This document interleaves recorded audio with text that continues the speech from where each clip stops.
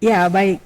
Smart City People, kita berjumpa lagi di Smart City Dialog untuk hari ini edisi Jumat 20 Oktober 2023. Tidak terasa kita sudah mulai memasuki akhir bulan dan tahun 2023 ini menyisakan 2 bulan lagi sebelum masuk di tahun baru 2024. Di mana kita tahu di tahun 2024 ada pesta demokrasi yang akan diselenggarakan di tahun tersebut dan sejumlah pengamat ataupun masyarakat menilai akan ada potensi yang cukup kompleks terhadap kerawanan yang mungkin saja potensinya lebih besar terjadi di tahun 2024 sehingga memang memerlukan konsolidasi yang cukup intens bersama stakeholder lainnya. Salah satunya yang menyebabkan potensi kerawanan itu bisa lebih tinggi dibanding sebelumnya pada pesta-pesta demokrasi sebelumnya karena penyelenggaraan pileg, kemudian pilpres dan pilkada itu dilangsungkan pada tahun yang sama meskipun tanggal pemungutannya itu berbeda gitu ya. Nah, Smart People di hari ini akhirnya saya berkesempatan untuk menghadirkan kawan lama sebenarnya ya ini, dan beliau di tahun ini menjabat sebagai Ketua Badan Pengawas Pemilu atau Bawaslu Sulsel untuk periode 2023-2028. Langsung saja saya menyapa beliau adalah Ibu Mardiana Rusli. Assalamualaikum. Waalaikumsalam warahmatullahi wabarakatuh. Ya, bisa lebih dekat ya ke mic-nya. Oke, terima kasih banyak ya Mbak. Akhirnya sudah bisa hadir di ruang podcast kita di hari ini yang disiarkan secara langsung melalui All Roaster Coffee and Kitchen ya di Hotel Old Night and Day di Jalan Lanto Dayang Pasewang yang mungkin sehari-hari Anda lewati ya karena hotel ini berada di salah satu jalan protokol di Kota Makassar ya, dan kita melakukan siaran langsung ini dari resto di lantai 2. Anda bisa saksikan secara live melalui YouTube smartcitymakassar.official ataupun jika Anda berhalangan mungkin sebentar ini akan disimpan di YouTube smartcitymakassar.official. Oke, langsung saja saya akan memulai perbincangan di siang hari ini di akhir pekan Smart City People tentang apa sih mungkin bagi Anda di luar sana masih bertanya-tanya ya. Kita akan memulai dulu nih dari sebenarnya apa yang menjadi tupoksi dari Bawaslu khususnya menjelang Pesta Demokrasi tahun 2024 gitu ya Mbak Ana ya. Kita mulai dulu nih. Bawaslu meskipun pada dasarnya mungkin sebagian orang sudah mengetahui sebagai badan pengawas pemilu, tentu mengawas pemilu, tapi apa aja sih yang diawasi dari pemilu oleh Bawaslu itu? Silakan. Ya, kalau kita berangkat dari amanah Undang-Undang 7 tahun Ya, 2017 tentang tugas dan fungsi Bawaslu itu sendiri, ya, maka di situ jelas pengawasan terkait dengan pencegahan dan penindakan. oke. Jadi penanganan pelanggaran juga bagian dari tugas kami terkait dengan penanganan pelanggaran sengketa proses juga. Ya, Jadi ada 3 variabel. Jadi spirit kita adalah cegah, awas, tindak oke. Oh, sampai penindakan ya? sampai penindakan. Oke. Jadi karena yang periode kali ini lebih Ya, didepankan adalah aspek pencegahannya. ya, Kenapa? Pertama adalah peningkatan berbagai kegiatan yang dilakukan dalam rangka mengadvokasi kesadaran publik terkait pemilu. Nah, apa yang kita awasi tentu adalah tata cara prosedural ya. yang dilakukan oleh KPU dalam menjalankan tugas sebagai mandatori administrasi pemilu. Nah, kemudian yang kita awasi juga adalah bagaimana partai politik sebagai kontestan itu juga mengikuti tata cara prosedural mekanisme yang telah ditetapkan oleh penyelenggara pemilu dan Oke. pemilih sebagai dalam proses pengawalan hak politik dan penyaluran hak politik mereka. Nah, dalam prosesnya memang kita melihat ada sejumlah variabel pelanggaran ya. Misalnya pelanggaran yang saat ini lebih banyak berkonsentrasi pada netralitas aparatur sipil negara. Oke, ya, ya. Jadi dalam melaksanakan tugasnya ya, Bawaslu ini berarti untuk melakukan konsolidasi terkait tugas-tugas dari Bawaslu itu ke KPU-KPU juga. Iya, karena sesungguhnya kehadiran Bawaslu adalah memastikan mekanisme administrasi dari proses penyelenggaraan, Mm-mm. kemudian peristiwa-peristiwa pemilu yang terkait dengan perilaku dan tindakan peserta pemilu dan pemilih itu menjadi kewenangan kami dalam menegakkan hukum kepemiluannya. Oke. Jadi kalau untuk menindaklanjuti ya kan tadi cegah, tindak, Juga cegah, awas awasi, tindak. tindak ya. Heeh. Oke. Nah, pengawasan-pengawasan yang dilakukan ya itu tahapannya dimulai dari kapan nih, Mbak? Semenjak di awal seketika tahapan penyelenggaraan sudah dimulai. Jadi kemarin misalnya di verifikasi partai politik sebagai Oke. peserta pemilu. Iya. Nah, kita melihat apakah ada proses mekanisme yang terlanggar. Mhm. Nah, kemarin kan marak sekali soal pencatutan nama-nama warga yang tidak Yang diketahui tidak benar. bagian dari Iya. simpatisan atau orang Mhm. yang masuk dalam kategori struktur partai. Iya. Nah, itu pencaplokan. Ada juga yang melakukan pelaporan. Kemudian mekanisme tata cara administrasi KPU Mhm. yang apakah dalam verifikasi kelayakan untuk partai politik ada Iya. persoalan. Iya. Kemarin ya ada masalah kan Iya. yang Iya. kemudian Iya. dilaporkan oleh OMS. OMS kemudian menyampaikan ke KPU terkait dengan administrasi kepemiluan. Itu juga sempat diproses walaupun ditemukan tidak ada masalah dari prosedural administrasi pelanggaran yang diputuskan Oke. Bawaslu terdahulu. Jadi pelaporan itu bisa dilakukan melalui mana? Ke KPU kah atau Ke langsung bisa? Bawaslu. Oh, langsung ke Bawaslu Bawaslu. ya. Bawaslu nanti akan menindaklanjuti verifikasi begitu ya atas Ya, laporan yang masuk dan bentuk-bentuk laporannya bisa jadi dari mana saja ya? kalau dari laporan berarti partisipasi masyarakat. Oh, oke. Didorong, memang kita mendorong dari aspek pencegahan, mengkonsolidasikan masyarakat untuk melakukan pengawasan partisipatif. Nah, Mhm. ini yang banyak memberikan masukan kepada Bawaslu untuk Ya. di diregistrasi ketika syarat formal dan materialnya sudah Mhm. terpenuhi. Yang kedua adalah pelaporan, temuan. Kalau dia Temuan. temuan berarti kami Bawaslu, Panwascam sampai PKD tingkat kelurahan itu bekerja untuk melakukan pengorganisasian persoalan. Oke. Itu yang kemudian dianggap sebagai tindak pelanggaran jika ditemukan. Ya, artinya kan pilkada ataupun pesta demokrasi ini kan dilakukan sepanjang 2024 di hampir seluruh wilayah ya. Di Sulawesi Selatan sendiri juga ada hampir semua ya Hampir kabupaten semua kota 24 kabupaten melakukan kota. pilkada tersebut. Nah, Bawaslu juga di kabupaten kota tersebut juga membentuk tim atau seperti apa untuk sebagai bagian koordinasi ke daerah? Secara struktural kita memang punya ya Ya, ya. dalam Bawaslu hal ini. kabupaten kota ya. Ya, secara struktural memang rekrutmen itu ada. Ya, Pertama untuk 24 ya. kabupaten kota ada Mhm. 80 komisioner Oke. yang sudah menjalankan tugas selama 3 bulan ini.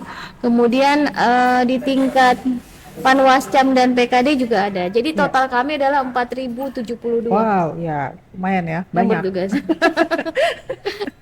Dan dari 4.000 tersebut masing-masing untuk koordinasinya ke kabupaten kota ya. Semua di tingkatan kabupaten kota. Di Oke. luar kami provinsi 7 orang. Oh, siap ya kalau 7 orang ya harus, tetapi mobile-nya mesti ke daerah-daerah ya, tim dari Mbak Ana sendiri dari Bawaslu Sulsel ya. Kalau kita kan posisi provinsi ini adalah menjadi fasilitator antar regulator di tingkat provinsi Oke. RI, Iya. kemudian bagaimana Mhm. menerjemahkan itu dalam bentuk operasional teknis, Iya. lalu Bawaslu yang melaksanakan operasional teknis di bawahnya. Oh, oke. Jadi fasilitator untuk menjembatani ya semua Iya, kebijakan-kebijakan kebijakan-kebijakan tersebut ke KPU atau ke ke Bawaslu? Bawaslunya. Ke Bawaslunya ya. Tetapi kan pasti juga dibutuhkan sosialisasi begitu ya ke stakeholder-stakeholder lainnya, Iya, Mbak Ana. itulah bentuk pencegahan kita. Jadi Oke. penguatan kesadaran, advokasi kesadaran itu Mhm. lewat stakeholder. Mhm. Caranya adalah kita masuk di kelompok akademisi, go to Iya. kampus, Oke, benar. kemudian pemantau, Mhm. karena di basis di Bawaslu. kemudian menyasar kelompok komunitas dan kelompok profesi. Jadi penguatan itu juga menjadi penting untuk membangun kesadaran. Minimal kita mengajak mereka untuk melakukan tracking terkait dengan Ya, situasi yang ada. Pencalonan ini kan lagi marak. ya benar. Ya, ya, Dengan adanya sejumlah syarat ya. pencalonan yang masih bersoal. Oke. Misalnya masih ditemukan caleg yang masih berstatus mantan narapidana yang belum selesai kasusnya atau yang sudah selesai tapi syarat administrasinya tidak terpenuhi. Di Sulsel ini ya? Di Sulsel ini ada. Kacau. Kemudian Itu syaratnya sebenarnya, sorry Mbak, kalau mantan napi itu berapa lama ya bisa harusnya calon dia lagi? 5 tahun setelah Oke, selesai 5 masa tahun. ingkrah putusannya. Oke. Jadi kalau 5 tahun menjalani kemudian tambah 5 tahun jeda pasca itu berarti totalnya berapa tahun. Nah, Oh, ini menjadi siap. syaratnya. Oke. Yang kedua adalah ketika dia pernah menjadi napi, dia harus mempublikasikan diri ke ruang publik bahwa dia adalah mantan narapidana. Oh, Dana itu syarat dalam pencalonan harus PKPU. disampaikan secara verbal atau Secara bagaimana? ini ada fisiknya. Mereka Oh, membuat oke. satu apakah spanduk, flyer dan sebagainya menjelaskan Oh, kepada publik gitu ya. identitas bahwa pernah menjadi narapidana. Wah, ini dilematis ya jadinya ya. Kalau mantan napi mau nyalon lagi, Iya. terus kemudian harus mempublikasikan fakta ya dirinya sebenarnya itu sebelumnya adalah mantan napi. Ah. Begitu kan Mbak Ana ya Iya, secara. itu aturan dari PKPU yang dikeluarkan oleh KPU. Iya, iya, iya. Jadi atau mungkin ada bahasa-bahasa lain yang bisa disampaikan lebih lebih halus. Tetapi aturannya memang harus sudah seperti Gitu. itu Dan ya. memang yang rumitnya ini adalah ketika kita menemukan Iya. tafsir regulasi norma terkait dengan syarat calon eh, ketika dia melakukan kejahatan yang berulang-ulang. Ini perdebatan antara KPU dan Bawaslu ini masih Oke. ini gimana nih yang maksud kejahatan berulang-ulang apakah pada kasus yang sama ataukah kasus yang berbeda-beda? Misalnya dia pernah di tipikor, kemudian dia pernah pidana umum, kemudian ini. Nah, itu masih ada. Dan ada satu daerah yang juga ada di beberapa dua mungkin daerah yang punya caleg yang situasinya seperti ini. Ini yang bikin berat kita. Iya, iya, iya. Tapi kan harus mengacu pada aturan ya, Mbak Ana ya. Nah, Aturannya sudah jelas ya, Mbak. aturannya kadang-kadang ada norma hukumnya yang tidak tuntas juga, butuh Oke. penafsiran. Jadi kadang-kadang interpretasi orang bisa berbeda-beda Bisa ya. berbeda, Tetapi ya. ya kembali lagi kepada aturan yang sudah ditetapkan gitu. Nah, oke Mbak Ana, ini 2024 menyisakan 2 bulan ya. Dan ini Iya. pasti akan dari sekarang pun kita sudah mulai merasakan energi 2024 itu 3 sudah bulan mulai lebih lah. terasa ya, iya. Nah, biasanya kalau Mbak Ana sendiri kan sebelumnya pernah di KPU ya, sekarang menjabat sebagai Ketua Bawaslu Sulsel. Biasanya potensi-potensi kerawanan khususnya Sulsel yang selalu ditetapkan sebagai wilayah yang potensi kerawanannya cukup tinggi gitu. Mbak Ana biasanya apa sih ya dari Sulsel ini menjadikannya sedemikian Pada seksi ya begitu. tingkat kerawanan yang cukup tinggi Iya, ya. cukup tinggi. Kalau bicara indeks kerawanan pemilu yang dikeluarkan oleh Bawaslu RI pada periode pemilu 2019 merujuk, Iya. memang indikatornya kan konflik sosial, profesionalisme penyelenggara, Ya. kemudian netralitas dan sebagainya. Sulsel berada pada grafik 5 besar waktu itu. Untuk dalam konteks penanganan pelanggaran. Iya. Nah, di waktu lalu kan kita lihat bahwa ada mobilisasi dari camat-camat ya, Iya. yang kemudian walaupun rekomendasinya harus ke KSN, terus ada juga potensi lain terjadinya pelanggaran-pelanggaran. Nah, itu yang menjadi indeks kerawanan, betapa rentangnya terjadi mobilisasi di tingkat aparatur sipil negara. Yang kedua adalah transaksi politik uang juga cukup, walaupun secara penanganan pelanggaran jumlahnya sangat kecil. Sulsel ya. Sulsel. Oh, oke. Tapi Sudah nggak secara mempan berarti ya di Sulsel di politik ya. itu agak besar juga. Oke. Jadi kemudian tingkat profesionalisme penyelenggara pemilu di beberapa kasus ditemukan pelanggaran bahkan mengarah pada tindak pidana yang dilakukan oleh penyelenggara ad hoc di tingkat bawah. Nah, ini memang yang peta kerawanan ini yang cukup tinggi menyangkut tentang peserta pemilu, Ya. menyangkut tentang penyelenggara pemilu, anggotanya KPU dan anggotanya Bawaslu, Ya. kemudian terkait dengan pemilu itu sendiri, terkait Oke. politik uang. Ya, berbicara mengenai netralitas ya, Mbak Ana, ini kan memang kalau sudah mau mendekati ini juga sangat mengerucut ya. Tapi kan di satu sisi bagaimanapun ASN itu punya hak pilih juga kan ya. Tetapi bagaimana ya harusnya dari Bawaslu itu memberikan semacam penjelasannya ya agar ASN di satu sisi haknya terpenuhi, tapi dia bisa tetap menjaga netralitas karena benang merahnya sangat tipis nih. Iya. Dalam konteks kita bicara dalam posisi aparatur sipil negara. Dalam Undang-Undang 5 tahun 2014, Oke.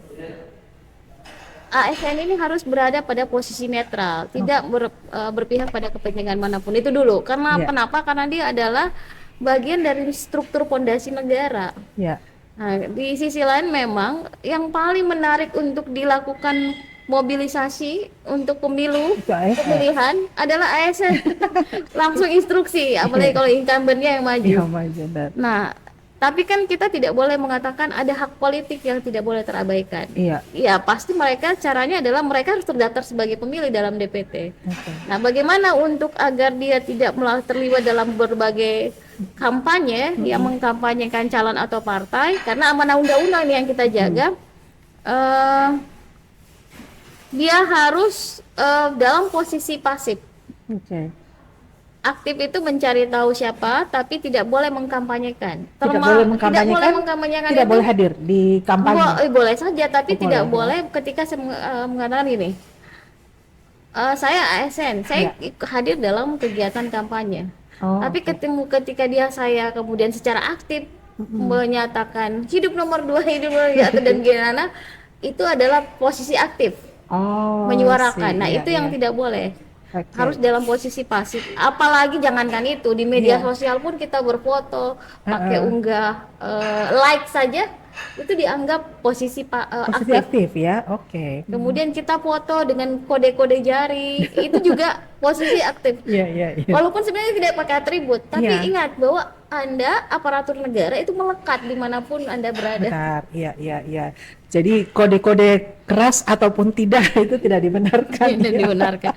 Atau yang ASN kemarin nggak enak kan jadi ASN kalau dalam musim pemilu. Iya, benar ya. Jadi netral itu kan interpretasinya bisa berbeda-beda Iya. kan ya Mbak Ana ya di setiap orang gitu. Netral ya harus pasif sebenarnya. Pokoknya netral harus pasif itu intinya ya. Kalau datang di tempat kampanye ya sudah duduk Ya, diam dia ya akan begitu. boleh mendengarkan visi misi hak politik Ya, orang. tidak boleh foto. Hindarilah. Ya, sebaiknya dihindari. Nah, ya. ini kan kemarin menariknya Pak PJ Gubernur di Oke. tanggal berapa ya, hari Senin kemarin itu melakukan deklarasi di ribuan aparatur sipil negara untuk komitmen netralitas. Jadi semua pejabat di lingkup provinsi itu menandatangani fakta integritas untuk menjamin Netral. komitmen netral. Oke, ini semoga benar-benar perwujudannya bisa sampai Iya. tingkat bawah gitu ya. Nah, kan kalau di tingkat pimpinan PJ Gubernur Pak Bahtiar sudah Iya. menekankan itu, Iya. maka konsolidasinya kita juga lebih enak lah. Lebih enak benar. Itu juga dilihat dari ini belum kampanye loh, belum Iya, kampanye. iya, iya. Udah 40 yang lebih yang kita tangani pelanggaran Oh, aparatur oke. sipil Itu negara. laporannya dari mana, Mbak? Dari 24 kabupaten kota yang Dari sudah melakukan masyarakat? Dari masyarakat? masyarakat dan temuan dari, Dari tim Bawaslu Bawaslu. di kabupaten kota Iya. ya. Oke, ini akan semakin tinggi intensitasnya ini ya di Apalagi 2000. kampanye Ya, nanti. ya. Kampanye kalau ini mulai kapan ya? 28 November. Oh, sudah mulai 28 November ya kampanye. Wow, harus bersiap-siap nih ya semuanya. Teman-teman di KPU, di Bawaslu harus bisa menyiapkan energi yang kuat gitu, mentalnya gitu karena kan banyak mungkin ya akan menerima laporan-laporan, terus juga akan menerjunkan tim ke lapangan ya berarti ya untuk melakukan pengawasan langsung ke lapangan pada aktivitas-aktivitas kampanye yang dilakukan. Artinya kalau kampanye sudah dibuka 28 November aktivitas publikasi atau campaign di tempat-tempat publik itu juga sudah bisa dijalankan. Bisa dijalankan karena memang kan itu ruang kita berkampanye. Tetapi ada Iya. beberapa kampanye yang dilarang. Oke. Misalnya dalam konteks narasi, dia tidak boleh menyinggung tentang apa Pancasila, Ya. undang-undang, struktur fondasi dasar negara dan sebagainya NKRI. Kemudian narasi terkait ujar kebencian, hoaks Ya. dan sebagainya yang bisa menyebabkan orang lain merasa tidak nyaman. Iya. Nah, secara tempat kemarin memang terjadi perdebatan ya Ke di tempat sudah putusan ditentukan MK. ya untuk public campaign-nya. Dilarangnya itu adalah fasilitas umum, Iya. tempat ibadah dan tempat pendidikan. Oke. Nah, terjadi putusan ter- terkait MA ya yang Iya, kemarin benar. Iya. dikeluarkan Iya. bahwa tempat ini dibolehkan. Oke. Lalu secara regulasi KPU kemudian melakukan perubahan, memberi ruang, tapi syaratnya izin di tempat pendidikan. Kemudian ini hanya dilakukan oleh pada jadwal Sabtu Minggu pada saat hari libur Iya. dengan Iya. komunitas kampus itu sendiri. Iya, tidak ada perkuliahan ya. Tidak ada Ya, perkuliahan. oke. Tapi mungkin dialog apa bentuk-bentuk kampanye juga bisa disesuaikan ya dengan konsumsi teman-teman di kampus gitu ya. Ya, Lebih pada dialog intelektual mungkin ya. benar. Mungkin lebih Iya, muaranya adalah penguatan pendidikan pendidikan ya politik saja. benar, pendidikan politik. Sebenarnya itu meskipun dibungkusnya dengan sangat rapi gitu, beberapa itu sebenarnya sudah mulai melakukan itu kan ya ke kampus-kampus kan. Ya meskipun saat itu kita melihatnya masih sebatas kuliah Kuliah umum umum dan ya, tapi sebagainya. sebenarnya itulah ya campaign yang sudah dibalut dengan sangat halus begitu. Nah, Mbak, nah oke kita lanjut lagi nih kan tadi sudah disebutkan ada ujaran kebencian ya, hate speech ya gitu, terus apalagi money politik ya untuk hoax dan lain sebagainya. Memang mungkin secara aturan sangat jelas ya, tapi aktivitas di lapangan kan kadang-kadang juga kita tidak bisa hindari terjadi hal-hal yang seperti itu di lapangan. Nah, kira-kira Bawaslu ini melihat khususnya di Sulawesi Selatan gitu, tantangannya di mana Mbak Ana? Tantangannya di apa ya? Kita ini kan pasukannya kalau bilang orang jumlah 4.072, tapi 40, kan cover areanya sangat sangat bisa luas luas ya, ya. 24 kabupaten 24 semuanya ya, kabupaten, 24 24 kabupaten. kabupaten. Oke. Kemudian kita hanya punya PKD satu di tingkat desa dan kelurahan Itu tuh fungsinya buat apa? untuk melakukan patroli pengawasan. Oh, oke. Pengawasan. Iya, Nah, iya. di sejauh ini terkait dengan narasi kita belum ada case yang ke situ ya, belum Iya, ada. Kebanyakan sebenarnya keberpihakan dukungan melalui media sosial iya, oleh iya. aparatur sipil negara. Hanya memang dalam tugas Bawaslu dalam kepengawasan di tingkat pusat sudah ada satu kerjasama strategis dengan pemilik provider maupun platform media Iya. eh, untuk melakukan penghapusan dan take down. Nah, ketika ada situasi Oh, seperti gitu. itu, Ya, oke. kita hanya melakukan kerjasama dengan cybercrime dari Polda untuk penanganan kasus-kasus seperti ini dan hanya melaporkan ke tingkat pusat terkait ada peristiwa ini. Nanti pusat yang akan berkoordinasi dengan platform medianya. Iya, oke. Sekarang kita masuk di penindakan tadi yang seperti disampaikan Mbak Ana ya. Sampai sejauh mana atau sebesar mana coverage kewenangan dari Bawaslu untuk penindakan itu jika menemukan hal-hal pelanggaran di lapangan? Penindakan kan ada dua peristiwa pelanggaran. Itu Oke. bisa pelanggaran administrasi yang terkait dengan keputusan KPU atau keberatan antar peserta pemilu maupun antar pemilu dan KPU, maka diberi ruang Ya, untuk dilakukan mekanisme ya. administrasi. Jadi kita melakukan sengketa cepat. Sengketa proses pemilu melalui dengan sidang mediasi. Mediasi apa artinya? Bahwa ketika dua belah pihak bertikai, KPU-nya, penyelenggara pemilu dalam hal ini KPU dan peserta pemilunya keberatan, maka dimediasi. Tidak ditemukan satu putusan, lanjut ke sidang adjudikasi. Oke. Nah, jadi adjudikasi ini memutuskan apakah permohonan dari pihak yang merasa dirugikan itu Ya. bisa diterima atau tidak diterima, diputuskan melalui adjudikasi. Nah, kalaupun permohonannya diterima, maka berkonsekuensi KPU harus mengakomodir keberatan dari pihak pemohon, yaitu dari peserta pemilu itu Ya, sendiri. oke, oke. Nah, pada saat penindakan tersebut, tingkatannya sampai di mana ya Kalau untuk macam-macam, karena macam-macam ya? pelanggaran itu kan ada beberapa jenis Ya, pelanggaran administrasi, administrasi, oke. pelanggaran kode etik. Oke. Ketika dia pelanggaran kode etik, maka Mm-mm. itu dibawa ke Dewan Kehormatan Penyelenggara Pemilu yang memutuskan. Oke. Nah, Dewan kemudian Kehormatan ini di bawah apa? di atas, Oh, di dia atas lebih di ya? pusat, dia Oh, bersama oke. dengan secara hierarki sama Ya, KPU RI, Bawaslu RI, dan DKPP.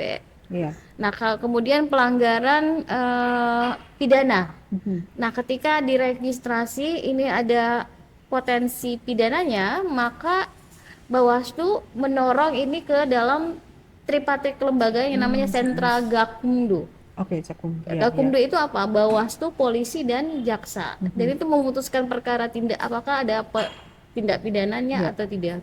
Yang Skala, terakhir itu ya. adalah pelanggaran lainnya yang terkait dengan aparatur sipil negara Mhm. dan TNI Polri. Kalau itu Ya. kemudian Bawaslu memberikan rekomendasi apakah terjadi pelanggaran apa tidak dalam pelanggaran, tetapi pemutusan terkait dengan peristiwa ini diserahkan kepada KSN, Hmm. Komite Aparatur Sipil Negara, Aparatur dan negara. sebenarnya ada dua yang sudah dipecat. Oh, sih. Sebelum ini, sejauh ini? Sejauh ini Oh, dua oke. dari 40 kasus itu ada dua.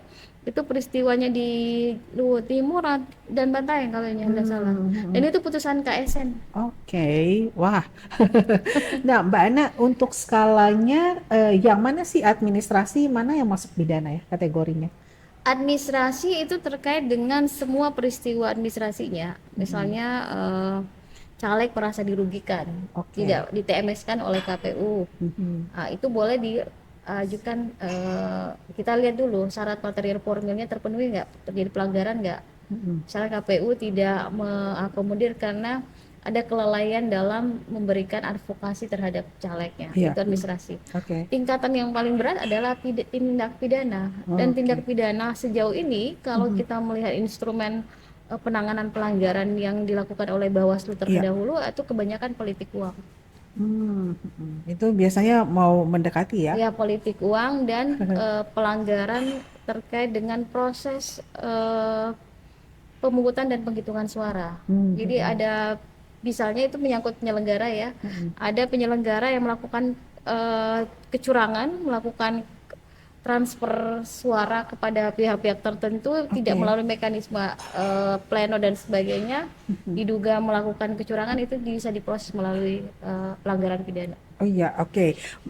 Mbak belajar dari beberapa kasus ya, mungkin juga ini salah satunya pada hari pemungutan suaranya sendiri kan, itu juga potensi-potensi konflik gitu bisa terjadi pada saat hari pemungutan suara sendiri. Bawaslu juga apakah sudah melakukan konsolidasi khususnya sampai ke tingkat-tingkat TPS ini yang nanti akan bertugas ke Iya. bawah?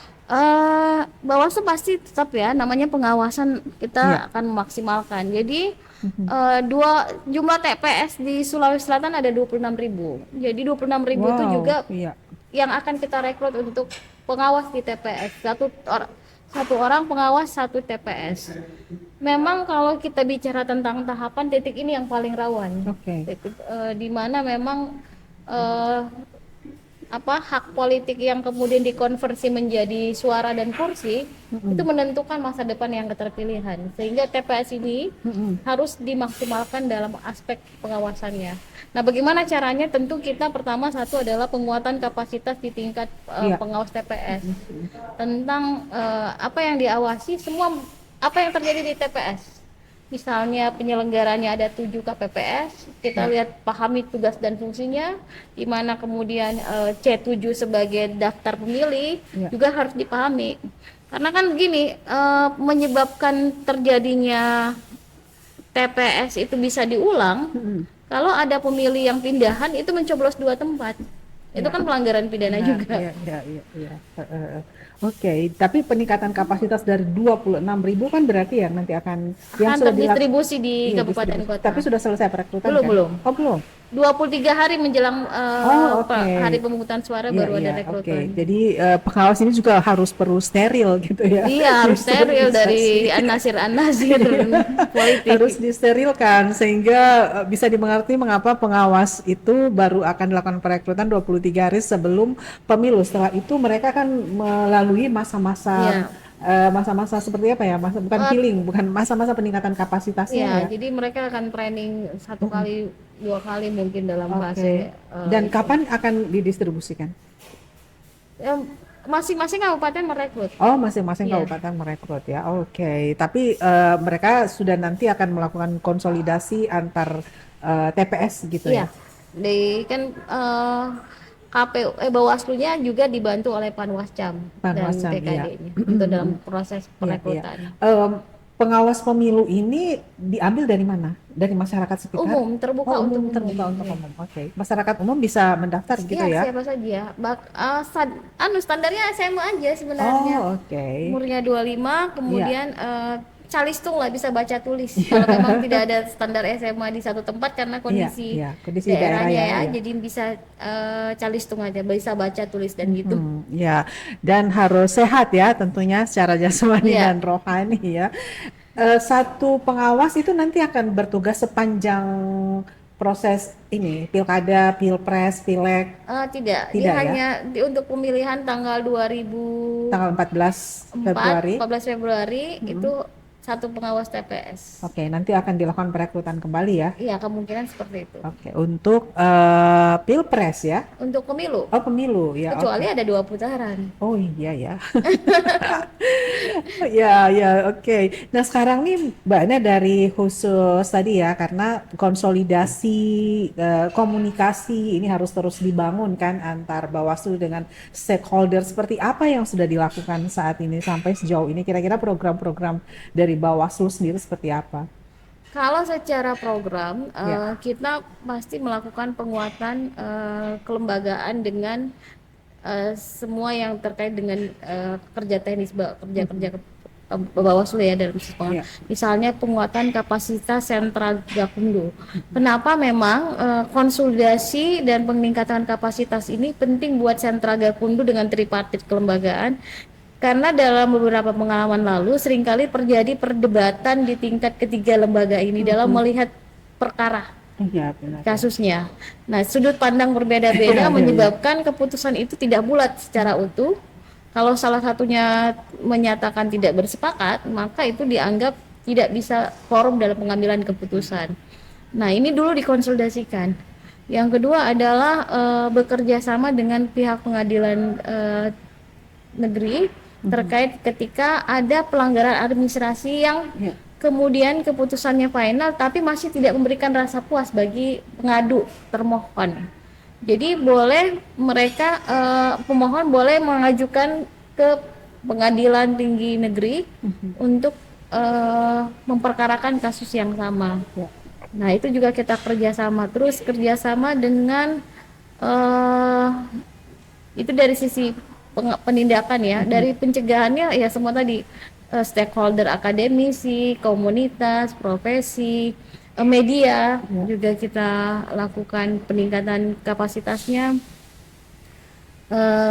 BKD, Ya. BKD itu untuk mengecek siapa saja sih calon yang kemudian masih tersangkut izin atasannya untuk mencalonkan dari sisi aparatur sipil negara, kemudian TNI Polri itu juga bagian dari mitra strategi kami.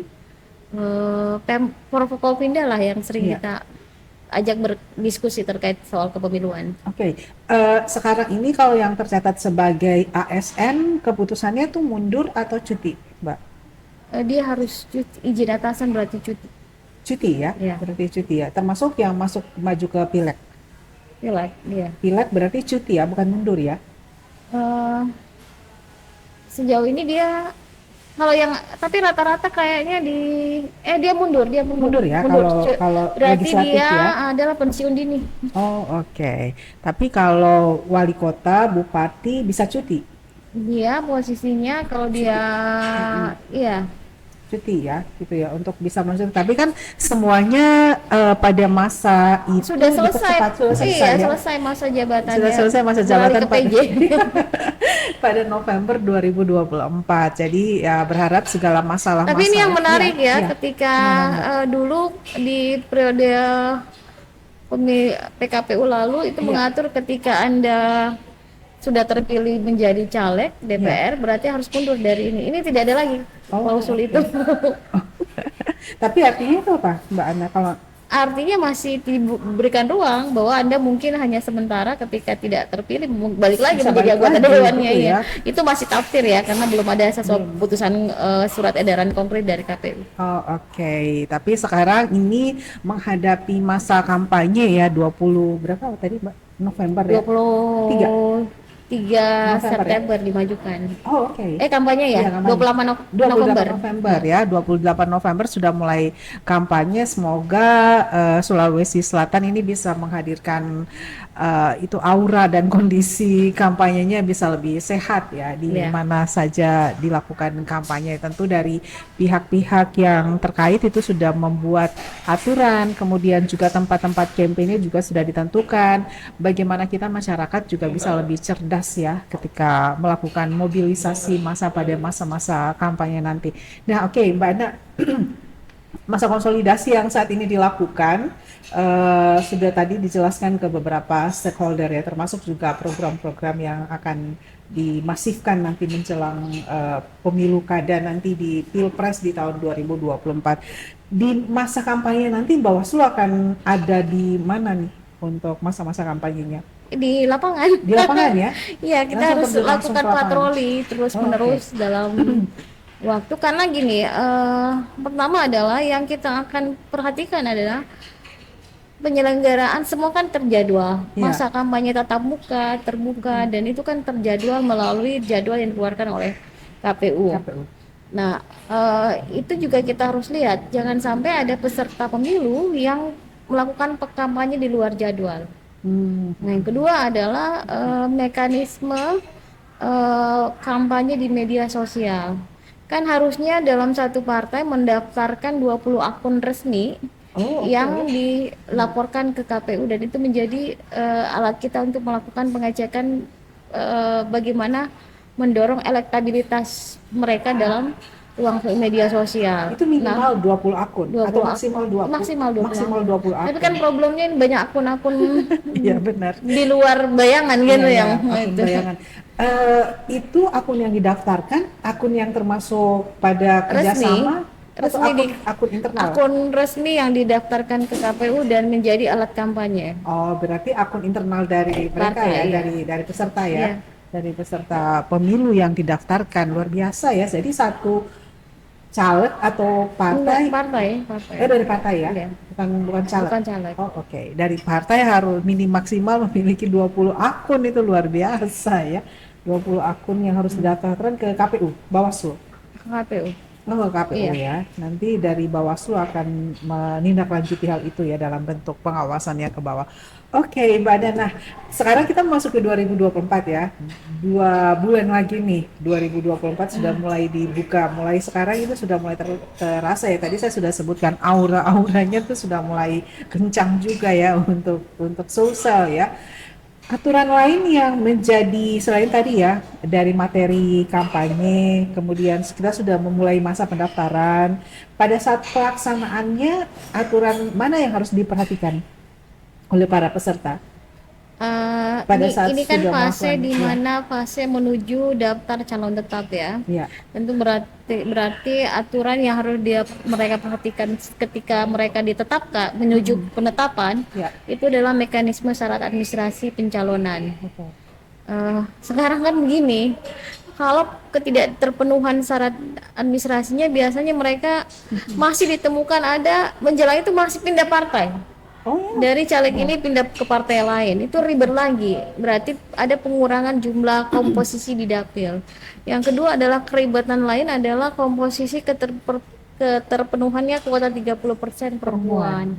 Ini masih menjadi perdebatan bagaimana pola pengawasan kita terkait dengan setelah keputusan Mahkamah Agung terkait pembulatan komposisi perempuan. Kemudian soal syarat administrasi terkait izin atasan yang masih belum tuntas. Kemudian perdebatan posisi aparatur sipil negara yang memang sudah ada dalam surat izin atasan tetapi dia bersoal dari peraturan undang-undang lain. Kan ketika Anda menjadi caleg syarat lainnya adalah harus memiliki KTA. ya. Kartu identitas partai. Begitu Anda memilih, berarti Anda pernah berpartai. Sementara ASN tidak boleh berpartai kan. Jadi itu yang memang agak Oke.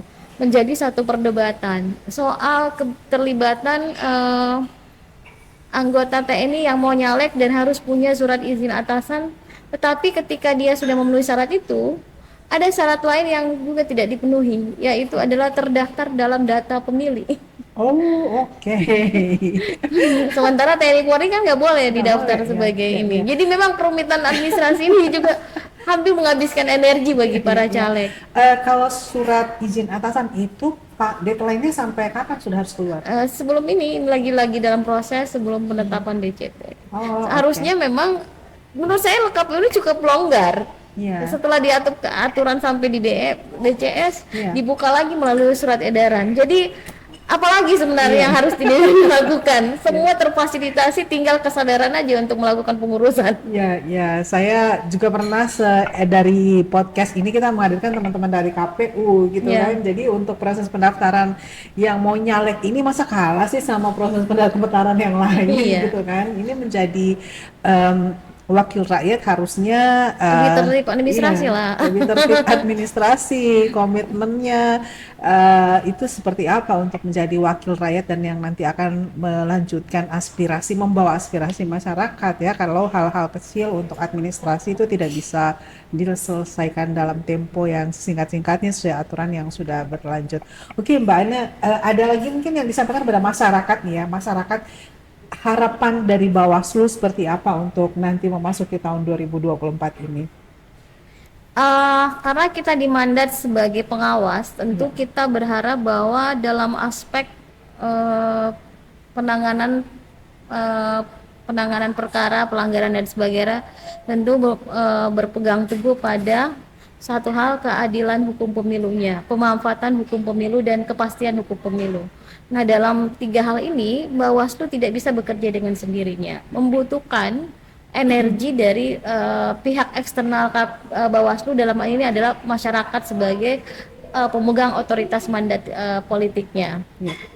Apa yang kami bisa lakukan adalah mendorong pengawasan partisipatif untuk terlibat aktif dalam proses pengawasan, pencegahan dan penindakan. Oke, kalau masyarakat ingin melapor langsung ke Bawaslu, apakah ada hotline khusus atau ada counter atau Ada, kami gimana ya? punya bisa di kantor, Ya, di website juga kami ada oke. online-nya, itu bisa dilihat di IG Bawaslu.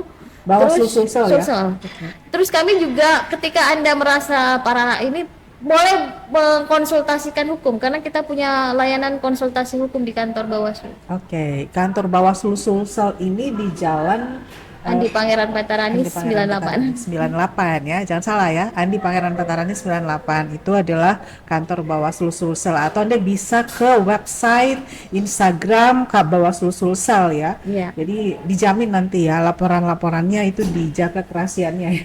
Iya, kalaupun tidak mau pelapor ini, kita menjaga kerahasiaan identitas. Itu disampaikan saja Ya. dan kami pasti akan melindungi identitas pelapor. Oke, ya siapkan nanti Anda juga menjadi semacam freelancer ya, Iya, pengawas, freelancer voluntary lah pengawas dalam ya, pengawasan pemilu. kontributor ya, atau kalau di TV dulu stranger ya. Stranger, stranger. Stranger ya, Mbak Ana ini mantan wartawan gitu. Jadi, oke, terima kasih banyak ya Mbak Ana untuk waktunya sudah hadir di sini Ya, terima dan kasih sudah diundang. kita berharap nanti 2024 aman, tentram, damai lah ya semuanya, dan Bawaslu diberikan kesehatan, kekuatan ya untuk menjalankan tugas-tugasnya nanti menjadi pengawas pemilu di 2024. Harapannya apa nih Mbak Ana nanti ya? Pasti harap baik-baik nih. Ya, harapan Jangan kita harap-harap adalah cemas. dalam proses hingga akhirnya pemilu dan pemilihan, kita menginginkan situasinya menjadi kondusif, sehat dan bermartabat. Tetapi itu menjadi satu tujuan kita bersama, maka kita harus saling mengkonsolidasikan, menguatkan baik itu semua aktor lah, aktor pemilu, penyelenggara pemilu, peserta pemilu dan pemilih itu sendiri. Oke, terima kasih banyak Ibu Mardiana Rusli, Ya, Ketua terima kasih. Bawaslu Sulawesi Selatan. sehat tadi ya, kondusif dan bermartabat. Bermartabat. 3 kata kunci itu kita harapkan ini bisa menjadi perwujudan dari perhelatan pemilu 2024 khususnya di Sulawesi Selatan. Dan Bawaslu sebagai lembaga pengawas pemilu yang sengaja dibentuk untuk mengawasi tahapan penyelenggaraan pemilu itu sudah sangat terbuka untuk Anda semuanya masyarakat dan peserta pemilu menerima aduan, kemudian menangani kasus sampai pada bentuk penindakan yang akan bisa diberikan kewenangan kepada Bawaslu untuk melakukannya. Jadi silahkan langsung bisa melihat-lihat di website Bawaslu, ke Instagram Bawaslu Sulsel, atau Anda bisa mendatangi langsung kantor Bawaslu Sulsel. Kita berjumpa lagi ya semuanya Smart City People. Jangan lupa Anda bisa saksikan kembali perbincangan ini di smartcitymakassar.official. Di Smart City Dialog kita akan hadir lagi untuk Anda di edisi selanjutnya. Saya Silvana, selamat sore, selamat melanjutkan aktivitas, dan kita berjumpa lagi di edisi berikutnya. Wassalamualaikum.